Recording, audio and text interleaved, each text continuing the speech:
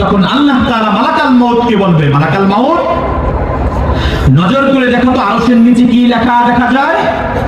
আল্লাহ তাআলার আরশের নিচে বিশাল বড় এক সাইনবোর্ডের মধ্যে লেখা রয়েছে, ইন্নী কাতাবতুল মাউতা আলা মান তাহতা আরশি, অর্থাৎ আমার আরশের নিচে যারা আছে এদের প্রত্যেককে একদিন মৃত্যুর স্বাদ আস্বাদন করতে হবে। এই লেখা যখন মালাকাল মাউত পড়বে তিনি ভয়ে কেঁপে উঠবে, শরীরের মধ্যে কাঁপুনি তৈরি হয়ে যাবে। আল্লাহ তাআলা বলবে, মালাকাল মাউত লেখা তো আছে আরশের নিচে যারা আছে প্রত্যেককে মৃত্যুবরণ করতে হবে। আইনা আনতা ইয়া মালাকাল মাউত, ওগো মালাকাল মাউত তাহলে তুমি কোথায় আছো বলো।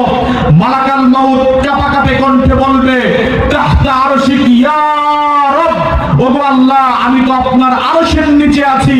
আল্লাহ বলবে, ফাতামুত আনতা, এবার তুই মর, এবার তুমি মরো। সারা জীবন তো সবার জান কবজ করেছো, এবার নিজের জান নিজেই কবজ করো।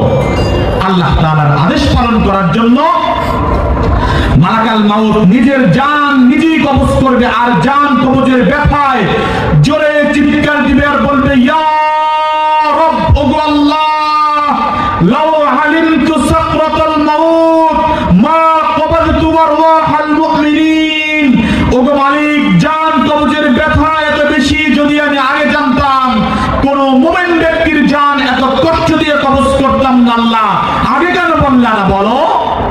চিৎকার দিয়েও তিনিও মৃত্যুবরণ করবে, জীবিত থাকবে একজন, তিনি কে? আল্লাহ।